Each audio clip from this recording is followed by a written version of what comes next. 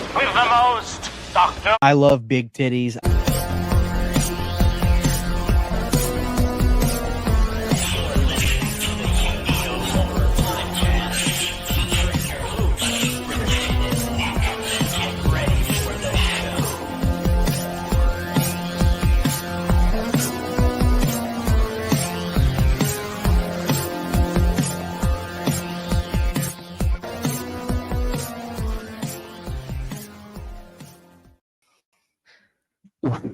Well, Let me go. Because what was so funny about that was actually I was thinking to myself, oh, this is gonna be some like Universal monster, like old school type intro thing. And like I swear, I was like, oh, let me kind of lean back a little bit. This is probably gonna be about 30 or 40 seconds. And then boom. Doctor, I love big titties. I mean, what can I say?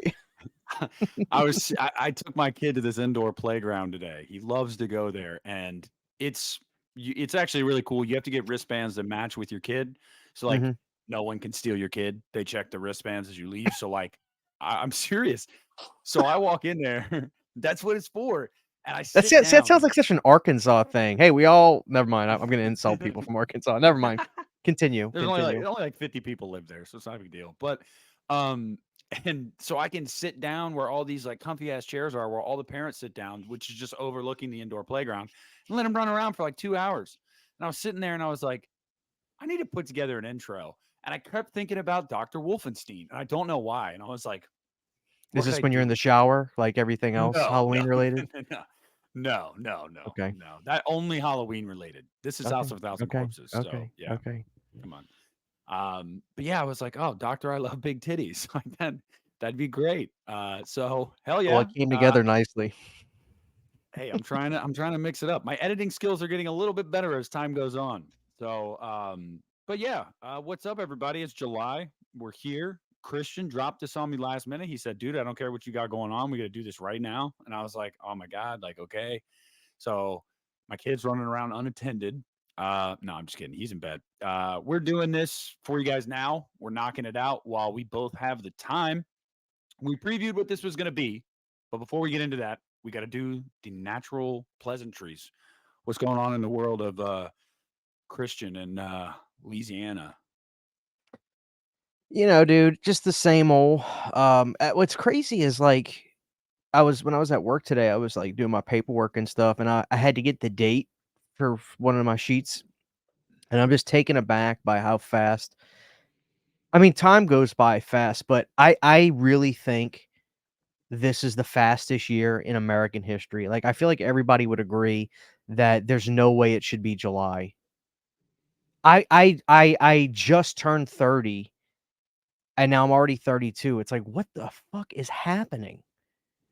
It's a blur. It is just it's an absolute blur, you know. It's hot, but I don't mind the heat. I'm more of a heat guy than a cold guy. I'll bitch about the cold. I won't bitch so much about the heat, but the AC bill's killing me, you know. Yeah, I just paid a $480 electric bill.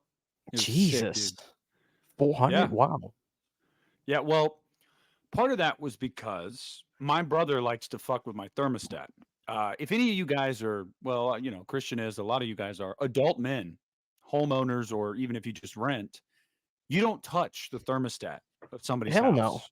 You don't do it. My dad used Well, to beat my ass. yeah. Well, he'll turn it down like 3 degrees at night because he says it gets hot in there. I'm like, it's because you close the door and you've got a TV, a computer, all this shit running in there all night. I don't know. Open the door at night? Like, you know. So he was doing that and I caught him doing it. And I was like, okay, so that's going to skyrocket the bill. You put it And on his then, fucking nightstand for when he wakes yeah. up. Oh, he was pissed when he saw it. He's like, I'm not paying half of that. That's ridiculous. It's like, yes, you are. Yeah. What do you mean you're not paying it, you jack? I'm sorry, but like you Yeah. jackass, Yeah. what do you mean you're not paying it? Yeah. What? You definitely are. You gonna 'Cause, call like, the city? Yeah, because I'm smart about that. Like, I'm sure when you go on a trip, like I did last week, I turned my AC down for when I was gone. I was like, you don't need it kicking on all the time while you're not here. There's nobody in the house to keep it cool. I got my 2 cats. They were fine. They don't care. So yeah, you're conscious about the thermostat, but some people, man, they're just grown children and they're not conscious about the thermostat. I don't get it. So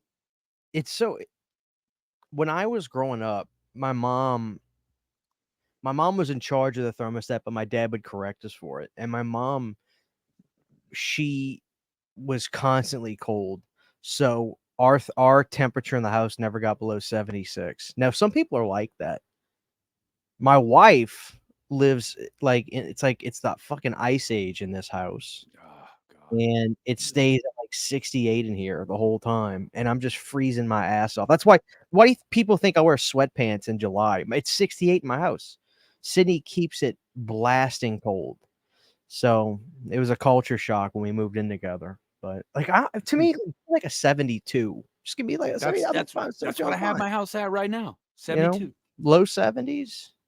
You know, I mean, but I don't know. You pick your battles, and that's not a fight I want to have. No, Because we go back and forth trying to. Yeah, it's not. Yeah. And then, especially at night, like with the dogs, I keep telling Sydney, just like put the baby gate up, keep the dogs in the living room. And she's like, no, I want them in the bed when I go to sleep. So she's got damn near 4 dogs. Sometimes the black one, Iggy, will sleep on like the floor, but she'll have 4 dogs in the bed with her. And she's like, I'm hot. I'm like, of course you are. You're like a damn hen with all your little eggs. So I don't know. But yeah, she keeps the house freezing ass cold. All the windows are always fogged up because of it. Can't see out of them. But hey, nobody can see in either. That's good. Pretty soon you're going to start having fans show up. They're going to want a meet and greet with CHH. well, it's so funny. It's like every time I do, if somebody reaches out to me and they're like, hey, Christian, like I've got something I think you would like. Here's the thing. My wife keeps telling me to get a P.O. box. I'm going to tell you why I don't want to get a P.O. box. Because I'm afraid it's going to be a license for people. And I say this completely respectfully. I think it's going to be a license for people to just give me a bunch of shit they don't want. Yeah. Like that's the reality. Like, and I appreciate the gestures, and I probably still need to get one. I do need to get a P.O. box, not just for that reason, but because of the small business and everything. We ought to have that lined out, which I'm going to soon, but I don't need a DVD copy of Disturbia as much as I would appreciate somebody sending me one. Like, I've got it. So that's my worry about the P.O. box. So whenever somebody does reach out to me and they're like, hey dude, like I got something I think you would really appreciate. It's not something you can just get. I'll say, all right, I'll give you my address, but dude, if you try to show up, you're gonna die. Like I will shoot you. I always say, and it's a joke, but like at the same time, it's like, don't fucking try it. Yeah. Like don't show up here, dude. I say to people too, and I actually shout out my buddy Apollo. He that's his username. I don't know his real name. He reached out to me the other day and he was like, hey man, I've really been digging what you've been doing with the channel lately. Want to send some stuff to you. And I was like, oh cool, like thanks. But so anybody that's asked me, I give them my address too. I don't want to do, it's just, I don't know. I guess I don't really care, but I do a similar thing. Like I'll be like, well, it's not gonna be like a bomb or anything, right? Like you're not about to like try to poison me, right? Like, oh no. But like one day I'm gonna give someone an idea. I also, if you're a random account that I've never seen or heard from, and you message me and you're like, hey, what's your address? I'm gonna send you something. I'm gonna be like, no. So yeah, guys, just take note. Don't show up to Christian's house because even if he doesn't shoot you, he's got 4 dogs, and I'm pretty sure all the dogs are really friendly and probably, but no, he'll pretend they're Cujo. And I got a dog that's really friendly too, but he barks a lot, so he'd warn me if you were outside. But I don't have to worry about that yet. I haven't reached that level, but you're getting there. You're getting there where you're going to start to get recognized in public. I'm telling you. Maybe. I mean, it happened to me maybe a couple months ago. I was at this flea market and the guy knew who I was. You remember? Yeah, you remember. You remember when we were at Scarefest and we thought like, oh, there's a lot of people that knew we were going to be here. We had one guy. Shout out to you. Shout out to you, the one guy that was like, Uneeda. I was like, yeah. I had, yeah. I mean, it's. I'll be honest with you, it's kind of cool. I mean, when I was at Texas, I had a couple people actually come up to me, but it was so packed that I got messages afterwards. They're like, "Dude, I saw you, but I literally couldn't get to you." So that's another thing. Texas Frightmare is so packed again in the new venue. They're gonna have to get another. They're gonna have to rent a goddamn, I don't know, arena for these damn horror conventions. They're getting out of control. It's so crazy how much people show up to these damn things now. It almost makes me not want to go anymore, to be honest with you. As fun as it is, it's getting out of control. I blame the Scream people. I used to blame the Walking Dead people, but now it's the Scream people. Yeah, hey, Sean Clark said as much. He was like, it's the Scream fan base. Like it's Yeah, and he's laughing all the way to the bank. Oh yeah, he is. All right, so before we get into the topic at hand, we do have to go give quick thoughts on Maxine. We both saw Maxine. A funny story is that I told my mom, because we were in Myrtle Beach when it came out, I was like, I'm buying my tickets now, but we're gonna go Wednesday night. She's like, I was like, you can go see Despicable Me with William and my younger sister and stuff. And she's like, no, I don't want to see that. I was like, okay, you can come see the movie with us. And I heard her laughing throughout it, mainly when Kevin Bacon was on screen. She thought I could tell she liked his character. I could tell she liked the soundtrack and everything. And then when it was over, we were sitting there and still sitting in the theater, and she's like, "That was stupid." And I was like, "What?" No What? offense, but like your mom has like really shitty taste. I can't. You've told me enough stuff. Her reactions to movies suck. She likes shitty movies sometimes, and then when she likes she calls, Halloween Ends. like I'm just being honest. Your mom's probably a nice lady, but like you've told me enough reactions she's had that are just like really shitty. So your mom's kind of bumming me out. She liked Exorcist Believer. Yeah. She said Halloween Ends. She said Halloween Ends was the best of the Blumhouse trilogy. I agree. Well, I'm not laughing at that. It's just it's like, but of course the apple doesn't fall far. No, it does not. Yeah. So, but overall, I did a video today where I just ranked the 3 movies. It feels weird to do a ranking for just 3. For 3 movies? Dude, I could do that just, video in 10 seconds. Yeah, it didn't take me long at all. It was like I actually, yeah. I put it right smack dab in the middle. I think for me, my least favorite is Pearl, and that's just because, like, I don't know. You guys know my taste well enough to know that, like, I like the punchier movies, some silliness, some goofiness. Like I don't know. I just kind of always dug that. Pearl is very, very serious and meant to be taken very seriously. I'd still give it like 4.5 stars, bro. Like I love the movie, but Maxine would be in the middle. And then X. X to me is just, dude, I don't even know. I didn't realize walking into X how good it was going to be. I thought I was going to like it. I didn't think I was going to like it as much as I did. Having said that, though, quick summation of Maxine for me. I mean, I think that if you watched one trailer, you knew what you were walking into. That's why it was surprising to see some of the divisiveness for the movie, because I was just like, guys, the trailers told you this was going to be like kind of a goofy crime thriller. Like I don't really know why people were surprised. But if it wasn't for someone, that's cool. Like whatever. But I knew what I was walking into, and I liked it a lot. I actually wanted the movie to lean into that more, and I'm glad they did. And I knew what kind of movie I was in when Maxine used her car keys to punch someone with San Elmo's fire. Like I knew, like, okay, yeah, they're going for it. So soundtrack was great. I love some of like the side by side shots that they would like do, like just to show like seedy downtown LA in the 1980s with like Animotion playing, and obviously, come on, Betty Davis eyes, great. Everybody's putting it on everything now because of this movie. I really liked it. I liked it a lot. I think the hype machine for it was really, really high. It lived up for me, but I know it didn't live up for probably half the people that were, looking forward to it. So yeah, that's kind of where I stand with it. I think X is probably still like the best one, but I think I like Maxine the most. I was watching IMDb TikTok or something today where they interviewed the cast of was it IMDb or was it Letterboxd? It's probably Letterboxd, because they did this thing where they asked It was Letterboxd. Yep.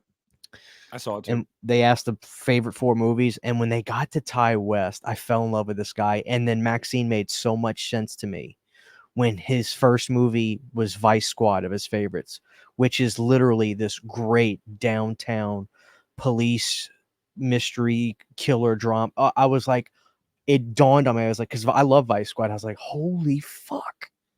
And then he said Angel, which is one of my favorite Vinegar Syndrome movies. It dawned on me, like, this guy is truly, like, has the movie tastes of, like, my friends. This is insane. So the movie even made more sense to me after the fact. And Lee gave me so much shit because I didn't mention that they had rats. I'm insane in the movie, but it was played in the beginning, so by the time the movie ended, my Alzheimer's kicked in, so I forgot. But the soundtrack was really good, and I mean, I'm not even a big ZZ Top fan, to be honest with you, but I thought it worked really well in Maxine. I loved it. I think she looks hot as hell as a blonde, and it was just my style. You know, I really enjoyed it. I think X is probably the best one, though. Like, as a movie, as a package, there's nothing about that movie I would really change. I'm not saying that there's stuff I would change about Maxine, but the style of it was just incredible. It was so anti Stranger Things. Like, it took all the glamour out of the 80s. Yeah. It desensationalized it, which is how we look at the 80s now. You know, we sensationalize it, and for a lot of good reasons, because it just seems like it was such a fun time to be alive. But the reality is, you know, I never really watched the trailers. I would see bits and pieces, like on YouTube, where I would press skip ad, but I never watched the trailers. So when the movie started, and it was The Night Killer, spoiler alert, people, I was like, oh my God, Richard Ramirez is going to be in this? Holy fuck, man. And then quickly I put 2 and 2 together. Well, I won't say the answer, but I thought it was going to be a Richard, because he's the Night Stalker. And I've, oddly enough, which is partially what we're talking about tonight, I was like, this is incredible. But I don't know. In another universe, that might have been what I would have changed about that movie, to be honest with you. Because I thought they were gonna Once Upon a Time in Hollywood this movie, which would have been insane. But it didn't. It wasn't to be. So that'd probably be the only thing I would have changed. But that's just kind of like fantasy booking, if anything. So, yeah, I really liked it. I'm hoping somebody makes like the Puritan 2 VHSs or something, because I'd like to get like a thing of that for fun. Mhm. But Yeah. interestingly enough, all the physical media reporting pages that I follow are saying that Maxine is actually going to come to 4K, which is very odd considering both X and Pearl did not get 4Ks in America. But they're speculating that Maxine in America is getting a 4K. Do you think they'd retroactively go back and then do X and Pearl?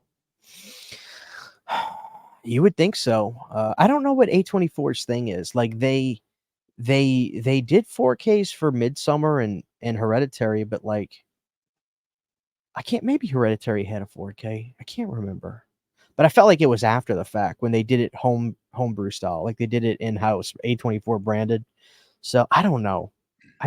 They're weird. Like, their movies will get like Iron Claw got a 4K in, I don't know, Germany, but in America it just came out on Blu-ray. And it sucks because like A24 stuff is a lot of those movies I want to see in 4K. So I don't know. I actually think I would like to see Maxine would be the one I'd want to watch in 4K more than any, with all the colors. Hopefully the HDR would make all that pop. But I loved Kevin Bacon in the movie too. That southern drawl he had, to me, was just I enjoyed it. I like the humor in it. A lot of that stuff is my style anyway, you know. So I get why people may not be in love with it though, because even though Pearl and X are different movies, but they feel to me like they're cut from the same cloth though. Probably has to do with the setting and and how it's not really a big cast. It's like a little snow globe of a movie, where Maxine feels like a basketball. You know, there's a lot of extras, there's people going around here and there. So I think I get it. I think that's where the disconnect may be coming from. I'm not sure. But I mean, X was funny. X was hysterical. There's a lot of humor in X. So yeah, I don't know. Everybody's got their opinion. I can't figure out how everybody feels. I can just tell you how I feel, you know. So Well, I mean, it's not my favorite movie of the year though. It's still Late Night with the Devil. yeah. That's still my number one, man. It's not a Yeah, 5-star movie to me, but it's still my favorite of the year is Late Night. I love Late Night with the Devil. Love that shit. Yeah, my favorite is The First Omen still. That was I'm good. still there That with was that really one. good. You know, it's funny. Watch Abigail watch me. I'm gonna watch Abigail, and I'm gonna be like, "Holy shit, man!" It's about to come to Watch. Peacock. It's about to come to Peacock. I saw that Yeah. today. Well, you know, Yeah, I'm hoping for. I hope for Long Legs. Oh, yeah. Nicolas Cage. I'm hoping that's gonna be this, because I think the best movie could be a sleeper this year. You know, we always speculate. Oh, it's gonna be this. Oh, it's got to be Maxine. It's got to be this. Something's gonna come out, and boom, everybody's gonna be like, "Holy shit!" I got I faith kind of in Nick. worry. I kind of worry though. I'm really looking forward to Long Legs. I can't wait. I'm seeing it Thursday night after work, but I am kind of worried because the hype is insane for this movie, and I've had good experiences with that and bad experiences. Like Hereditary, the hype was worth it. I agreed with the hype, and then not surprisingly, his next movie, Midsummer, the hype was legendary for that one too, and I was really disappointed by that movie. So I don't know. I mean, I'm hoping that I walk away from it feeling feeling good, man. Feeling like, okay, this lived up to it. I mean, it's great cast. The fact that trailers really haven't shown or told you anything is actually really cool too. So yeah, I'm looking forward to it as well. That'll be exciting to watch this week. But I just want the audience to know, guys, I had texted Christian um, before he saw Maxine, and I said, and knowing your tastes, I think this is going to be your favorite one. I just knew. I just knew. I was like, it's something about like you said, and like I had said earlier, the seedy '80s LA culture just really played well in the movie. The colors, the the vibe. Like it was just it's just one of those movies. Like I feel like liking Maxine says a lot about you. Like I feel like people that would like Maxine. Like you'd be like, yeah, you'd like it. You would like it. But like my Mhm. mom, no, no, not for What her. can I say? What can I say? No, I Well, really my haven't mother. watched any. I haven't watched any trailers for Long Legs. I've given up. I don't watch trailers anymore. I'm done with trailers. Well, It's they a haven't waste of shown time. you Nick. They've shown you like a glimpse of him hiding his face, but like they haven't shown him to you. Yeah, trailers are a waste of time, especially if it's a Blumhouse trailer. You're watching the movie. So I've given up on trailers. I don't watch them Not with anymore. Halloween Ends though. Not with No, they Halloween gave Ends. everybody figure. What are you talking about? Everybody figured it out. They said, "Hey, look at the jackass with the mask on. He's got his hand. It's not Michael." They didn't have they didn't have the meats and potatoes, but they figured it Yes, out. but We no, they knew we knew the kid was going to put the mask on. What are you talking about? the hardcore fans, but literally so many casual fans. That was one of the biggest complaints about the marketing for Halloween Ends is they sold us a movie Oh that man. isn't what we got. And I'm like, and I used that as an argument. After the movie came out, I said, well, in the trailer, you can see the hand. Like you knew that wasn't Michael. Like you didn't see that coming. But we have to realize not everybody's like us. Not everybody's noticing those things or even looking hard enough to try to find things. They're just like, oh, that's Michael Myers. Like, I don't know. But yeah, so cool. All right. Well, there you are, caught up on pop culture and today's current events. Christian, I just want to say before we get started, one, guys, we're not going to go person by person and detail everything. We're going to really just talk about this broadly and try to look at it, I feel like, more from like the human psyche perspective. And just kind of talk about some of the crazy shit that was. And also, this should go without saying, but we're going to say it. This is not in any way an attempt to glorify any of this shit. This was a Christian and I have talked about doing an episode like this for like 2 years. We've Yeah. talked about it multiple times. We've never gone through with it because we both had the same issue. What if we get backlash because certain people take it as you guys are giving a platform to this stuff? All we're trying to do is it's almost like a therapy session. Talk it out with you guys. Try to wrap your heads around like how wild some of this shit was, how crazy it is that this kind of stuff happens and these people existed. But in no way do either one of us idolize any fucking serial killer. I feel like I should just say that, like, from the jump. You got anything to add there, Christian? No, no. I second all that for sure.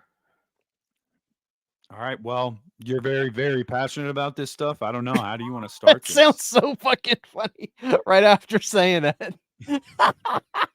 Okay. You're very fascinated by this stuff, as I think most people are. Guys, true crime exploded during COVID. You all know it. Oh, Every yeah, single one it of you really probably did. picked up. You probably picked up a true crime podcast during COVID. Everybody did. You So know, you're go right, for it. and you know what I think? Like, why there's a not a stigma. There's a stereotype, right? White girl, like it's like the white girl loves iced iPhones, coffees Starbucks, UGG and boots, and true crime. and true crime. And I am a white girl, you know. Oddly enough, Sydney's not really into it. With me, I have I have this thing about we all have that dark part of our mind where we like to explore the horrors of the world, but almost in the sense of like a haunted house, like from a safe distance or through the veil of its if it's not real. And what I mean by that is, you know, a safe scare, if you will. The way I enjoy learning about this stuff, but it's like as a normal person, you would never want to hurt anybody, but like you're fascinated with the study of these guys, their life. And the interesting thing is how some of them truly had bad lives growing up, and other ones literally went to school, had friends, had birthday parties, and out of nowhere, they just start doing this stuff. And it's like, I don't know if there's a rhyme or reason to it. I don't know what the hell happens with some of these guys, but there's a lot of stuff that I'm fascinated about. And there is debate that I like to talk about. And some of it, I really don't know how I feel. For instance, I'll bring this up right now. About I was listening to Howard Stern about I was in high school, so this was like 2008 or 7, maybe even 9. I don't know. I was in high school, so it's a 4-year period, guys, in the late 2000s. And I was listening to Rob Zombie talking to Howard, where Rob was setting up a haunted house attraction at some kind of festival, and he was doing a serial killer haunted house thing where one was a Bundy house, one was a Gacy house, and etc. And he was getting a lot of backlash, and there was people picketing outside of the festival. I forget what it was, but I'm sure people can find the articles from years ago where people were upset that they were designing houses based off of these serial killers. And when Rob was talking about it, he didn't really like say anything like, "Well, F them." It was just like, you know, I'm not his thing when Howard asked him about it, he was like, "So what's going on with that?" And he's like, "Well, some people are upset with it, and I mean, I'm just trying to have some fun and help this festival make some money and design some houses for them. And some people don't like that, blah blah blah." And I think what really was going on was, you know, I think this was taking place somewhere near Chicago. And one of the serial killers, it might have been Gacy, I can't remember exactly, was close to Chicago. I can't Yeah, remember, it might have he been. was Illinois. So, there may have been people close to that situation that were like, "What the hell is going on?" And, like, I kinda understand that. But what I'm also interested in is, was Rob in the wrong for wanting to do something like that as well? I'll be honest with you. I personally would never design haunted houses based off of serial killers. I think that's kind of pushing it. And for my taste, I think that's a little bit pushing it. But is Rob in the wrong to do that? Are A you lot of asking, or is that rhetorical? both. If you have, because I really don't have a definitive answer on that. I just know me personally. I wouldn't do that. I feel like that is a little bit of glorification. That's kind of pushing it. It's almost making them rock stars. It's like putting the Boston Bomber on the cover of Rolling Stone. Yeah, I would say, in my opinion, I think it's just it's at very least it's in bad taste. Like it's definitely in bad taste. I think that Rob meant harm by it? No, but with these kind of things, you don't necessarily have to mean harm by something. Things can just be the way they appear to be. And I think in that case, yeah, it was probably in bad taste for sure, especially being near one of the more storied serial killers ever. Like it's just I don't know. I would imagine friends and family of victims of Gacy wouldn't have wanted to have seen a recreation of that guy's house. Like it doesn't sound like something that I don't know. So yeah, like I mean, but for us, for you, for me, for a lot of people listening, we know that Rob has a fascination for like the macabre. Like he always has. He's fascinated by that stuff. And so it's not surprising at all. But I do think it's in bad taste. Yeah. This is what's really interesting to me. The backlash for um what was the show that just came out? Dahmer. Dahmer. Where was all this backlash for the 37 serial killer movies that get made before that? And I'm probably underselling the number. Is it just because that's the world today where like I have a stack of DVDs that I still never did a video about them. Like I'm looking at them, they're right there. I have a stack of them. Was it because they were straight to video and they weren't plastered on Netflix banners and promoted? Is that what it was?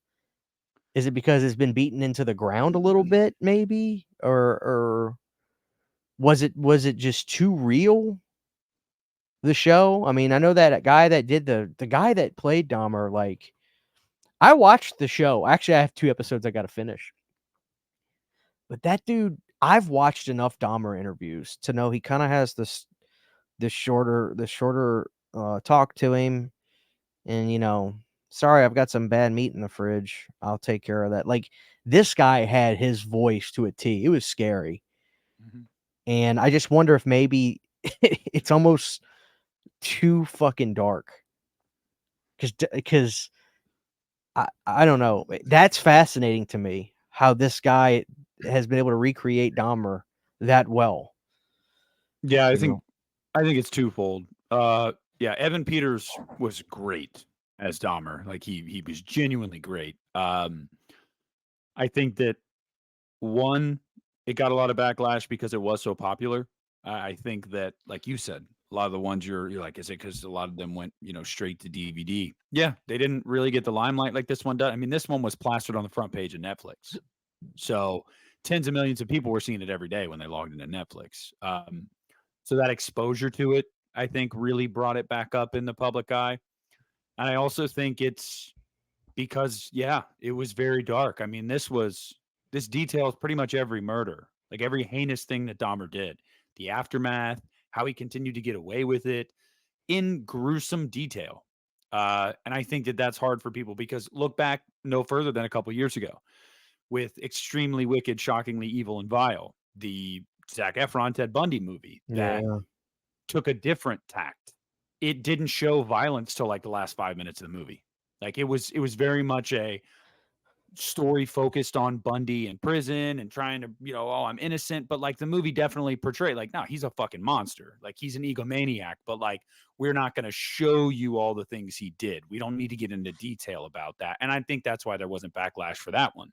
This one was like, no, let's walk you through everything that Jeffrey Dahmer did. And personally, as like you said, it as hard as that is to watch sometimes, I prefer that because that is how you don't lionize these people, in my opinion. When you show the world how truly messed up they were, you'd have to be a sick individual to walk away from that and still be like, yeah, I like the guy. I Let's like put the him guy. on T-shirts and let's rock that. Yeah. Exactly. that's a good point. I never thought about it like that. Yeah. Yeah, I think that's a pretty good point. And I get a lot of the friends in the family of surviving victims victims of Dahmer had an issue with it because they said that their opinions on it didn't matter. They weren't consulted, blah, blah, blah, blah, blah. Ryan Murphy came out and said, we reached out to every single one of the families. We reached out to every single one of them. They don't need permission to do it, but they reached out to talk to them about it. And I believe he said, I don't know if it was none of them wanted anything to, like, they didn't have anything to say to Netflix or anything like that. But this was before the show came out. So, I mean, he did his due diligence and being like, hey, like, what we want to talk to you guys about this. We want to let you know what we're doing. We want your thoughts, your feedback, like anything like that. And they wanted nothing to do with it. And rightfully so. You probably don't want to dig up those bad memories. But I just, Did they not offer you him any money or anything? I don't know, and I don't want to speak to that because I don't know if they did or they Right. didn't. I didn't know if he said he did or anything. No, I don't know. I would imagine Netflix probably did, but again, I can't say. But you have 2 episodes left. I mean, obviously, you know what happened to Dahmer, so nothing's a spoiler. But I'm not going to get into details. I really want you to watch those 2 episodes because a lot of the complaints people had about them showing everything Dahmer did and graphic detail and stuff, I felt like by the end of the show, that was put to rest pretty. It wasn't really a problem because they show what happens to Dahmer in brutal detail too. And when he's in Oh, in prison, prison. I know what yeah, happens to him in prison. He got yeah, killed. yeah, and they show him in prison in the show, kind of reveling in what he did, having fans drawing like fan art of severed limbs and talking shit to people and like, because that's what Dahmer really did in prison. My mom had this like crazy, weird fucking, oh yeah, well, Dahmer accepted Jesus right before he died and stuff like that. I said, Mom, that was all a show. Oh, That Jesus. dude Your was mom's getting worse and worse by the I second, dude. know. I know. I was like, Mom, that was all a show in prison. So many people that were there talked about how he would make jokes about the crimes he committed. He would use it as like a tool, that fear as a tool to other people because they didn't want to be near him. Nobody wanted to associate with him. And he was like reveling in the fact, look at all this mail I'm getting. Look at all my fans. Let me draw pictures of a severed hand. Like, no, he's a piece of shit. And the show shows that when he's in prison. They show him reveling in what he did, and they show him get beat to death. And it was hard to watch. Like, it was really hard to watch because I was like, holy shit. So if you at any point were feeling bad for Dahmer, the show was not trying to get you to feel bad for him at all. I think the show, like, very clearly was like, this guy was insane. The one thing you can give Dahmer, though, he owned up to everything. The night he got arrested, he gave the cops hours of interviews detailing every murder, everything he did afterward, how he got him to his house. He did not hide from anything. Yeah, I'm not going to say good for him. He doesn't get a pat on the back for that, but I'm saying, like, too often these serial killers are caught dead to rights and they still deny it. Somebody that heinous to do what he did. I wonder, like, did they take his brain out and like actually study it? I believe they wanted to, if I remember correctly. I don't know if they did or not. Somebody in the comments let us know. I would imagine.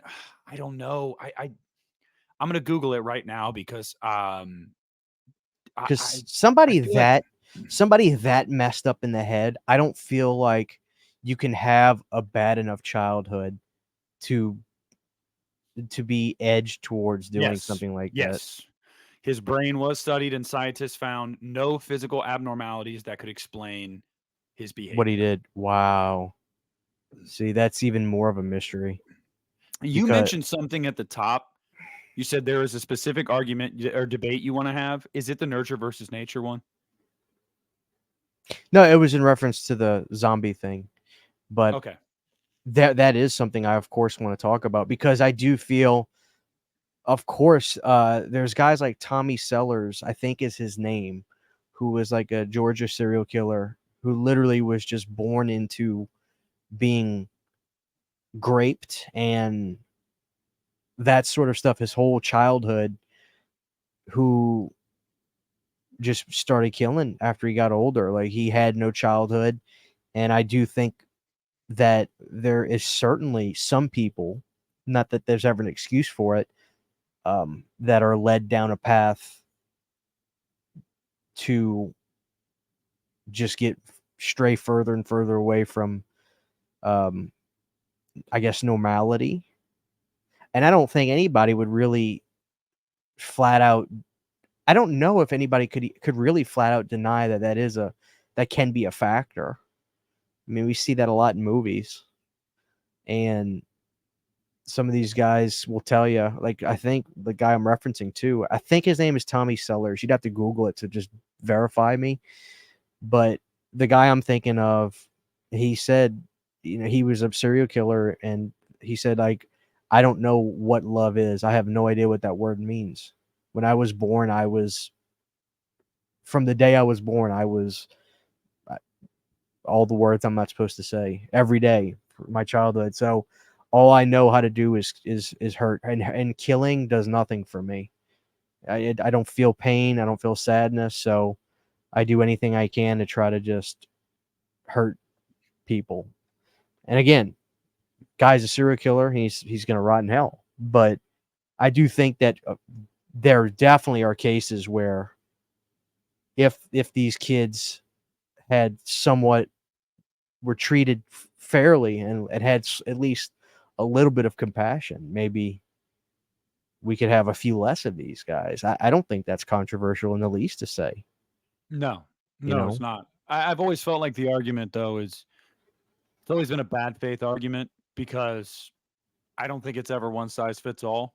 And I think you no, agree with that. I think it's like certain cases it was nurture, certain cases it was just in their nature. It's on a case by case. And Dahmer specifically, his dad probably shouldn't have been playing with roadkill with him at a small age and like cutting animals open and not thinking anything of that, and also not thinking anything of the fact that his son was fascinated by that. It's just not normal for little kids. that was weird. I think But I all of us. I mean, I remember when we cut the frog in school, and I was like, "Oh, this is gonna be fun," Mhm. but it stopped there. Yeah. You know, Yeah, well, Jeff was keeping mementos, and his dad even knew that he loved the way the bones sounded in a can when you'd shake them, and I'm like, "That stuff's weird." However, in Jeff's case, I do think Jeff's was mostly just nature. Um, yes, he was a closeted homosexual and was ashamed of that. So, like, he was fighting back those urges a lot. And I guess I get the shame of that. But I don't think that either one of those things caused him to do what he did. He did what he did because there were just screws loose. Like there just were. It just and I think the argument for it being nature and not nurture for Dahmer is simply just like the guy he told the cops it was just an urge. It was like an itch I had to scratch. hmm Like I had to do it. Like I didn't even want to do it consciously. I just had to. And that it's no different than someone needing a drink or needing to smoke or whatever it is. It's like an addiction. I think it was just in him. I really do. And a lot of it stemmed from abandonment issues and loneliness. He talked about that a lot. Everybody always that loved him always left. And so he didn't want these people to leave. Not a good reason to do what you did, buddy. There is no good reason, but I think that was just more nature. There are some that are nurture for sure, but Dahmer was nature. Absolutely. I do yeah. believe that people can just be born bad. Like, don't you think that? Like, don't you think some people use that as a crutch? Like, oh, society made me this way, or my parents made me this way. I had a pretty rough childhood, Christian, and I'm not killing people. I couldn't even hurt an animal. So, like, I feel like that's a crutch sometimes. I feel like you can just be born bad. Well, to me, that's what's the scariest of these guys are the ones that, to me, the scariest serial killer of all time is BTK, without a shadow of a doubt, because he was in so much control. Where I wonder if Dahmer almost, not that he wasn't in control, but his urges could be so powerful that he almost his body his X factor took over his body. Like I wonder, BTK, he was in so much control He could wait long distances between doing what he did. He was super particular. He would stalk his prey. He would follow these. He would zone in on a woman and follow her for weeks. Figure out her patterns. Is she home alone? When's she home alone? He would scare his victims. He worked for fucking Brinks Home Security. So he would look for houses that had Brinks alarm systems. Because at the time, I mean, it's still a thing now. I still see it. As a matter of fact, I think my parents had it for a while. Like when they had their home security system, they had a little picket thing in their front yard. Look at the logo of the company. So I think This that was home is secured by Brinks Home Security. Yep. yeah. So I think, well, not I think, I know he would drive around, and if he saw a house with that, he'd be like, "Oh, I can get in that. I know how to get in those houses." And I remember he did something that was so creepy. I was watching a documentary about BTK. Dennis Rader is his name, which Dennis Rader is such a fucking terrifying name. He would go into the victims' house, the would-be victims' houses when they weren't home, and he would just like he would make himself like a bowl of cereal in the house. And then when he was done, he'd put the bowl in the sink and leave. And like just to like see if it would stir them up or freak them out. And there were he described the way he would do some of his murder. He described one murder, which I tell people, if you wanna just be completely chilled to the bone, watch his in court, where he just gives the court the testimony for the victims, and he just says it so dry, as if he's describing you the features on the 2021 Nissan Altima. Like, it's got back rear, blah blah blah. Like, he just says it, like it doesn't bother him. But he described one of the victims he had. Listen to this, Nick. This is what killed me, and this was done in the Poughkeepsie tapes, which gives me the willies. One of the victims, he was dressed in all black. He had his, covered himself up. The victim brought home the boyfriend for the night.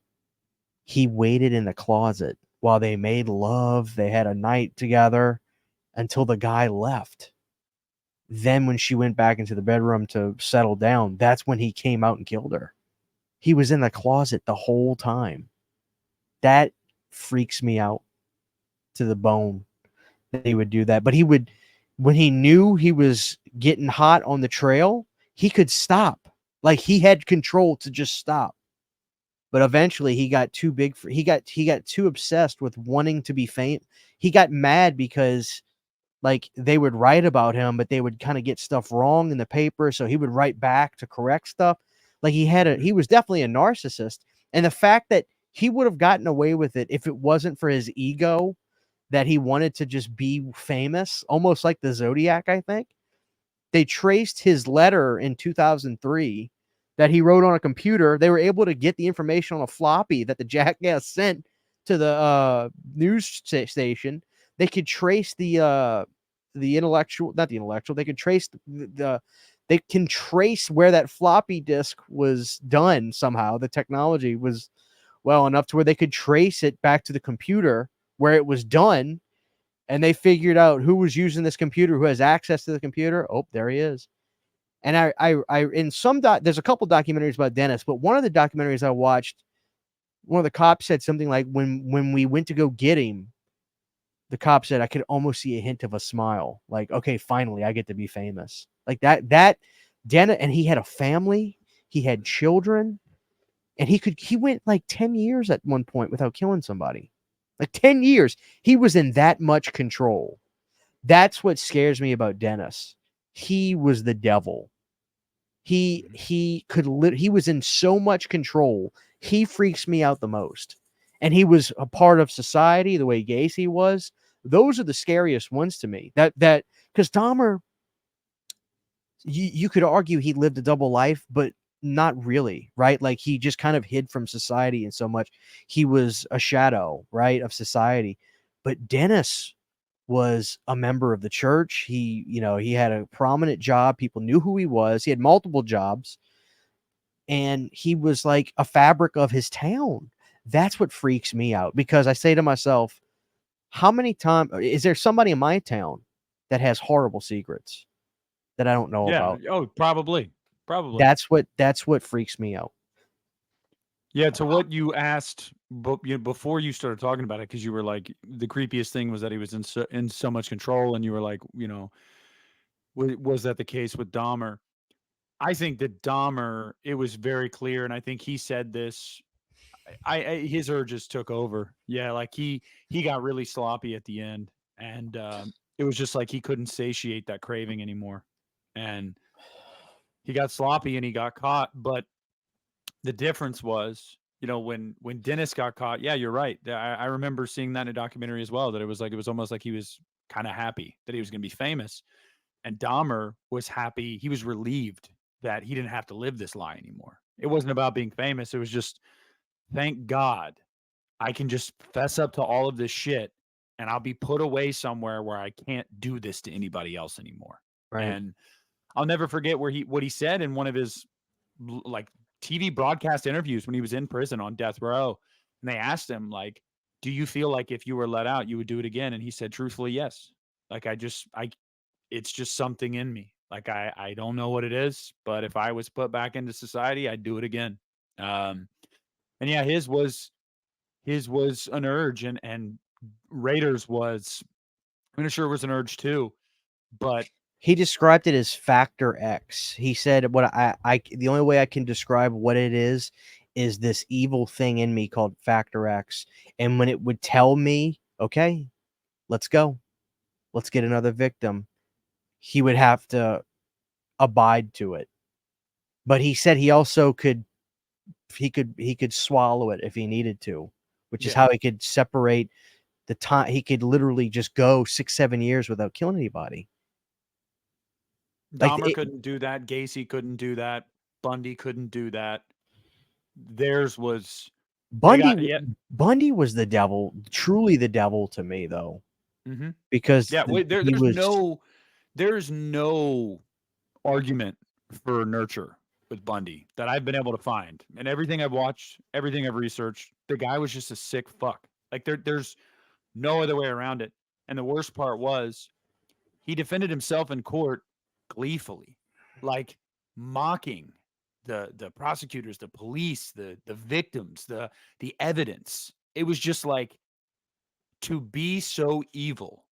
You did all of these things, and you're standing in a courtroom that's being broadcast on television, yeah. and you're making a circus of this. And it's just like, what the hell, dude? I definitely think he was a narcissistic sociopath. So he thought he was truly better than everybody else, and when I was in school, in nursing school, when I was studying, psychology and things like that, one of the big things that people get confused, and I get confused, is the term psychopath and sociopath. Mm-hmm. Sociopath is somebody that can cause physical harm to animals, people, or things and feel zero remorse. Like a sociopath is typically what you could associate with serial killers. They lack empathy, yeah. Yes. Well, a psychopath, people that are psychopathic, is I have no problem using people for my benefit, hurting them, lying from them, stealing from them, and I could literally have no remorse for their feelings. That's where the empathy kind of comes in more with the psychopaths, which some serial killers can definitely have psychopathic tendencies too. But I never used to know the difference between that. And psychopath is because of the movie and everything. I think the word psycho is a lot more prominent and used a lot more. But sociopath is really the terminology that goes with a lot of these guys. Sociopath is very, very dangerous because they can take it a step further. And not that psychopaths are good either, because they can ruin you in so many ways. But the sociopaths, they're the truly vile ones that can kill, and they don't feel. They Yeah. literally don't feel, like No, yeah. the Iceman, that hitman.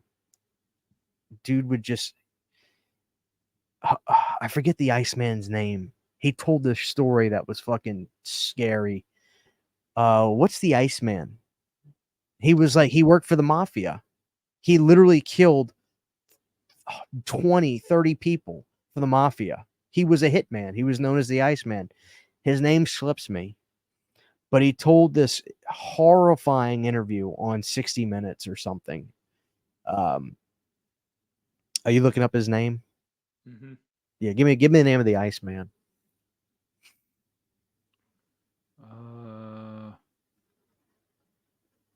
The Iceman's name is Richard Kuklinski.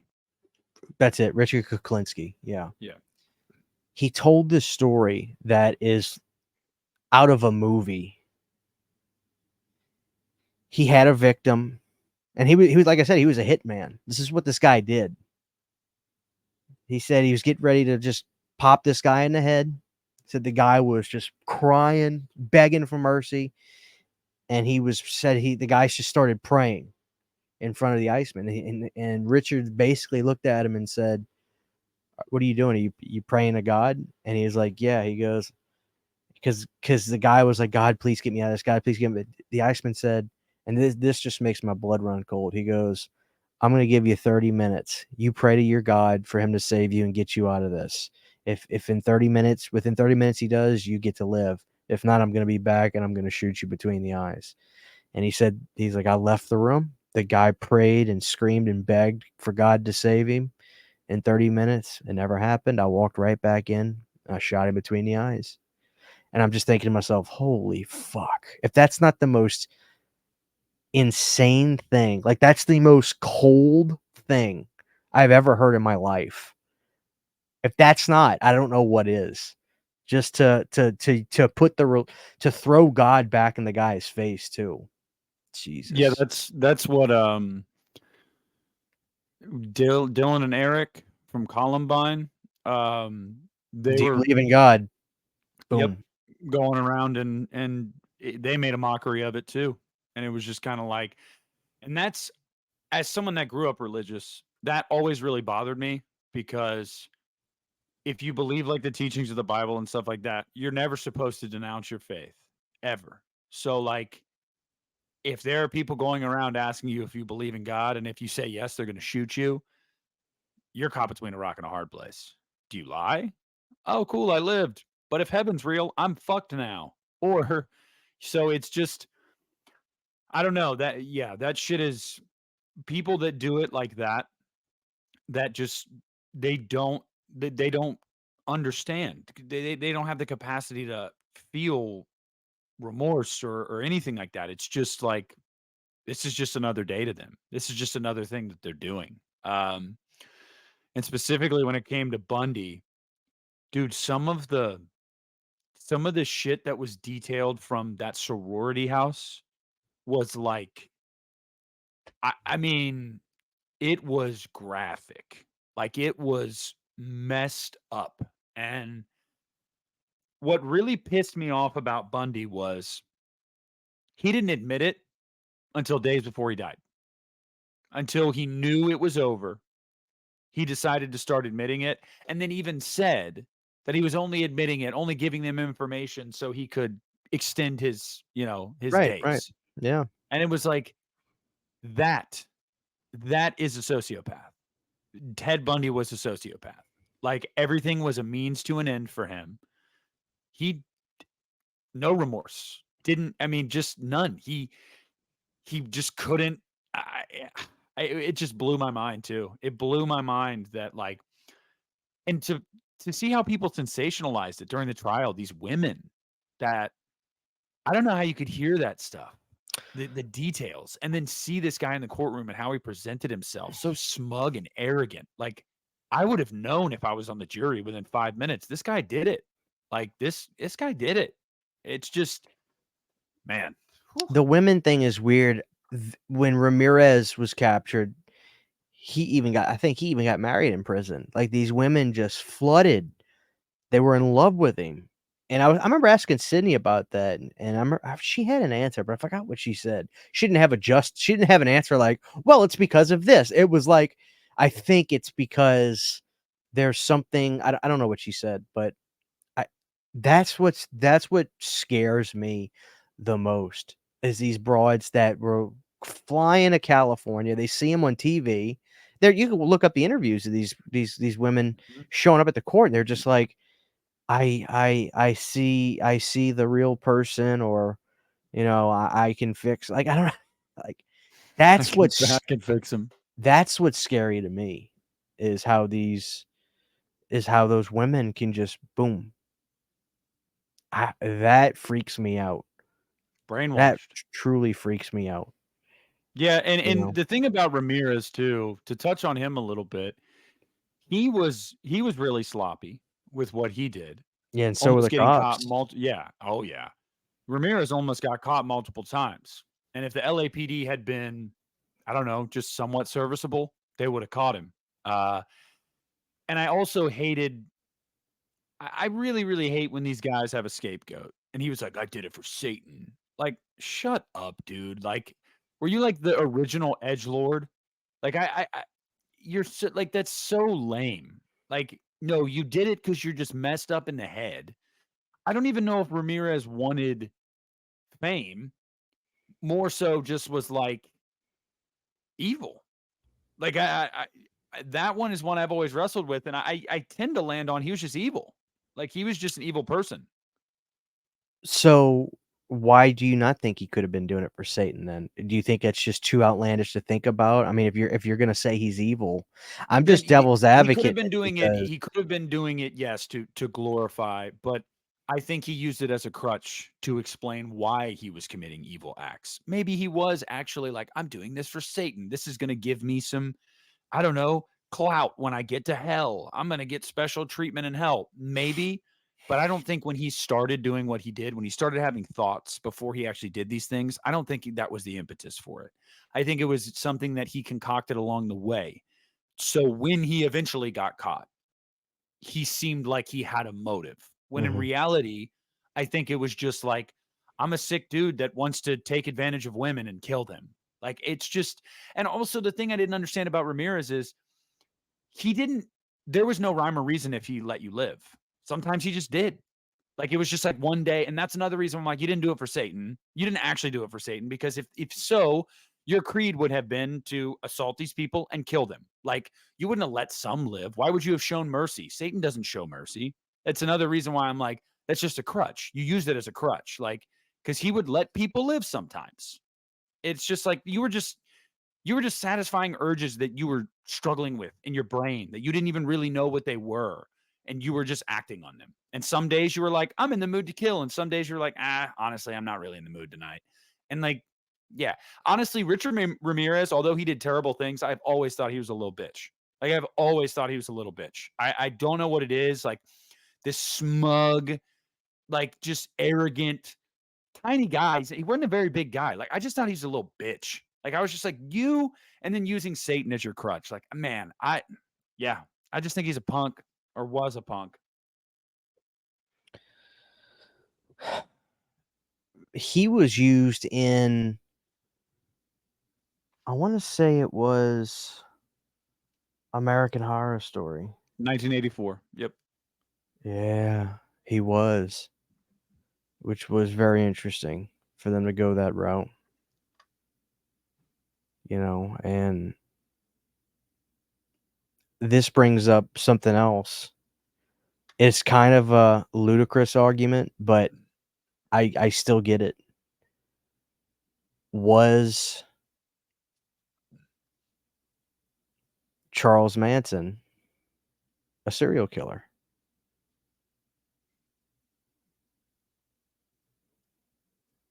I mean, by the technical definition, since he had incited the violence that took place, whether you commit the act or not, you are liable if you drive people to do that, to some degree, depending on. But when it comes to murder, yes, you do own some liability there. But no, he was not a serial killer. He was He was truly a deranged individual. Like, he was definitely insane. He was not right in the head. And But how did he get people to literally worship the ground he walked on? how did Hitler? I mean, you know what I mean? It's just like some people, look, let's just call a spade a spade. Some people are weak minded. Some people need guidance. They're searching for somebody to take them under their wing, to notice them, to care about them. They find that, and it means so much to them. They will follow anything this person says so long as they're charismatic. A charismatic leader being mixed with people that are looking for belonging is incredibly dangerous because they Yeah. find their belonging with that person, and then their charisma almost makes a lot of these people not even see like truly what's taking place. They're just so enveloped in that Right. person that they're willing. Now, also Manson, hallucinogenics definitely played into some of that too with him and his crew. They weren't of sound mind a lot, but no, he's not a serial killer. And just like Hitler before him, I think he's a bitch. Like, honestly, Well, if you know, you're it's this, you I don't watch know. you watch those interviews with him in prison, and he seems so bizarre. Like everybody's seen the clip where they ask him, like, who is Charles Manson? And he does the I'm nobody. I'm nobody. Like I watched it. I remember seeing that one time. I'd never forgot it because his answer was so bizarre. I'm a bum. I'm a hobo. Like, but I don't know.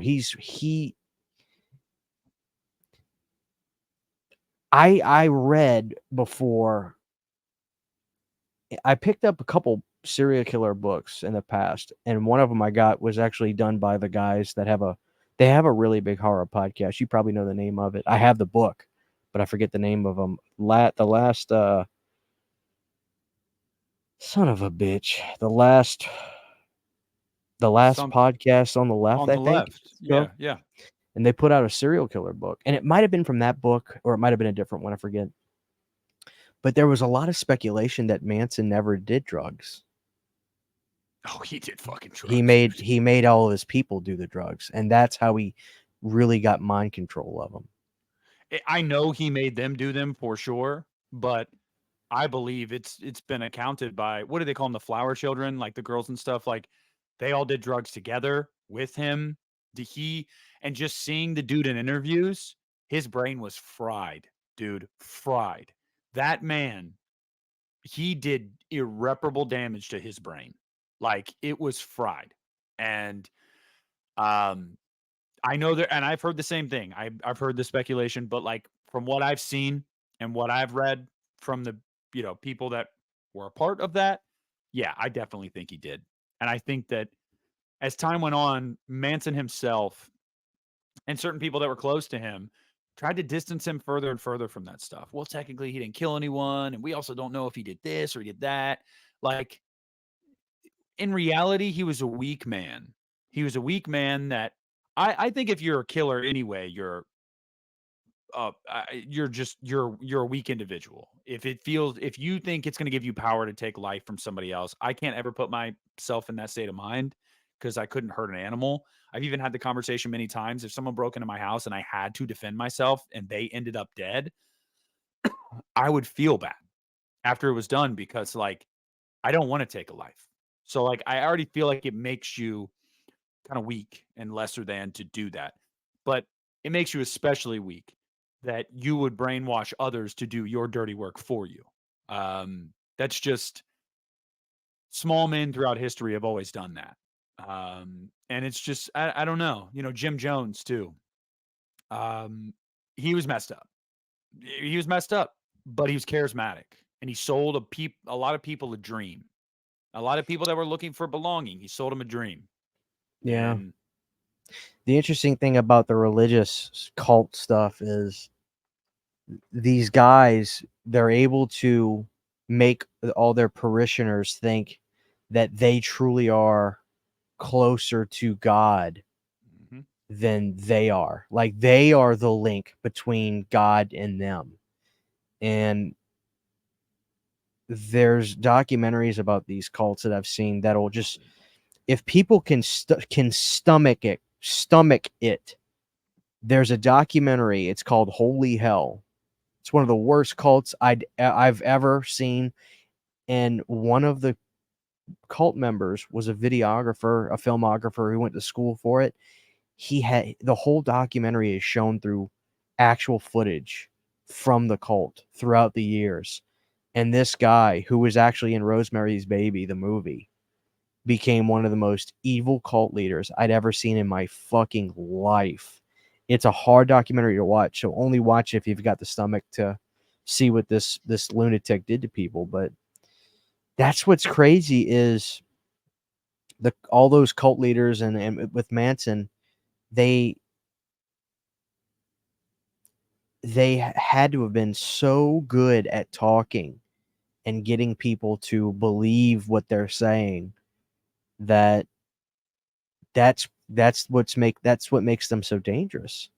You know, you can get people to, follow you. You know, that, And we still see it. Not that's what's scary to me. we still see cult leaders all the time. And I don't think that's ever going to go anywhere, because in this world that is full of loss and pain and anger and resentment, there's always going to be people that are searching for, like I said, belonging, acceptance, feeling loved, feeling heard, feeling seen. I mean, look no further than Putin over in Russia.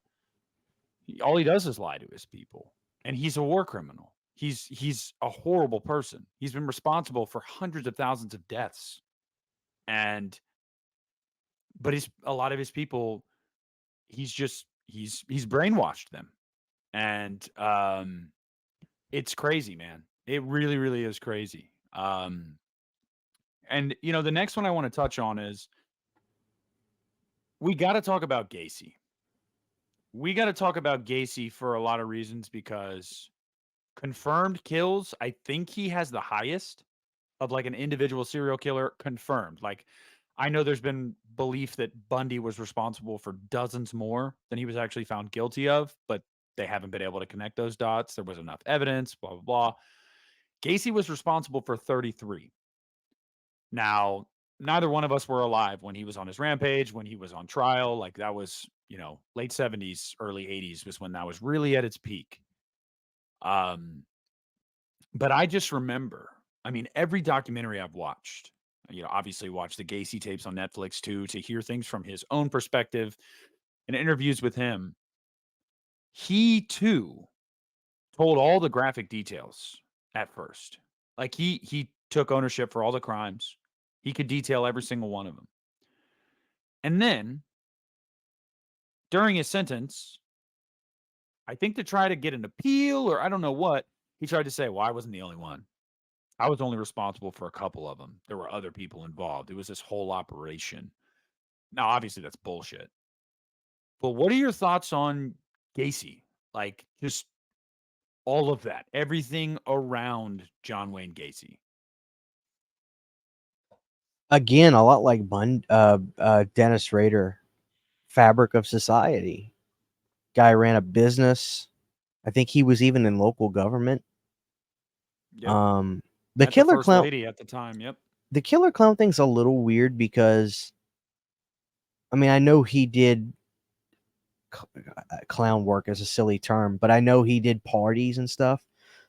So he got famous as the killer clown, but I don't think he never did anything as a clown. No, not that I know of.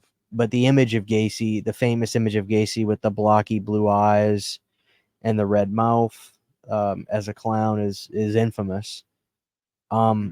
He's heinous, dude. Like, I think he is one of those that like gets off. He got off sexually with murder. He had to have.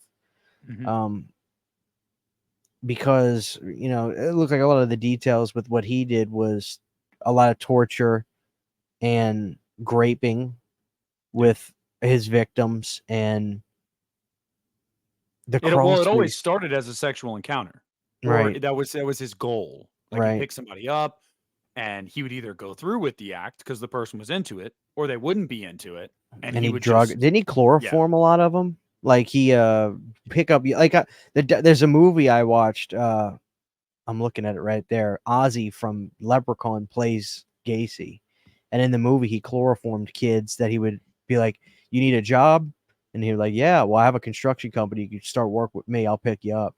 He would chloroform the kids. They'd wake up in his bathroom. They'd be hog tied, and he'd do horrible shit to them. Then he'd kill them, strangle them. At first, too, the scary thing about Gacy, I think the scariest thing was obviously technology in the late 70s obviously wasn't where it is now. There wasn't no But forensics. Yeah. yeah, and he would drive like 2 towns over to get victims. So when someone went missing, he'd pick someone up from a Greyhound bus stop 2 towns over. So you would never ever connect the dots that it was John Wayne Gacy. Like when this person went missing, they were 2 towns over. They were a random person taking a bus. You would have never ever looked at John Wayne Gacy. He started to get clumsy too, and was starting to take people in his town. And one of which, that's where it really started, was the Robert Peace, I believe it was the kid's name, that he was like, oh yeah, people at the convenience store that he worked at, or the grocery store, were like, oh, he went out to talk to this guy about a job. And that's when it all started. That's when the Right. police really started following him, because he went missing. And like, but the craziest thing about Gacy, dude, the craziest thing is that he turned his crawl space into a catacomb. Like, what This the is hell? this is where my mind goes, because for some reason I have, to a fault, it doesn't matter what it is. You could describe to me, oh, dude, I had 7 tacos last night right before bed. Dude, I blew the toilet. I immediately start visualizing you on the toilet. That's the way my mind works with everything. I paint pictures in my head of what you tell me. So when I think about the crawl space, there's something so demented and horrific and scary about being in a pitch black area that you literally have to be on your hands and knees to dig to put a body into. There's something about that where the hair on the back of my neck stands up. And to just bury bodies under there with no light, where you can't stand up, and this guy is just digging in the ground under his house. That is fucking insane. And he did it 30 something times. 33. That truly haunts me. That haunts me. But the craziest thing about all of the Gacy story is this dude was going to get away with it. They got 2 search warrants. They couldn't find shit. And the only reason they did, and I know you know because it's famous, one of the detectives went to take a piss and the heat kicked on. And there was a vent right next to the toilet. And had the detective taken a piss 30 seconds later, that second warrant was going to come up with nothing. And eventually, the trail would have gone cold on Gacy, because documentaries have talked about this too. It was hard to get that second warrant, because after you secure one and you don't find anything, you're going to be hard pressed to find a judge that's going to go, okay, I'll grant you another one. So had that heat not kicked on at that moment, and he smelled the decaying flesh from the crawl space when that happened, who knows how much longer Gacy would have gone on doing what he did. I mean, you can call that divine intervention, invisible string theory, whatever you want to call it. That was the universe, like in that perfect moment, being like, nah, this guy's got to get caught. And had things not gone that way, I mean, Gacy would have killed at least a couple more people, because they wouldn't have gotten another search warrant. They couldn't have done it. You had 2. You came up with nothing. It was a small house anyway. No way. No way. You got the wrong guy. You're looking at the wrong guy.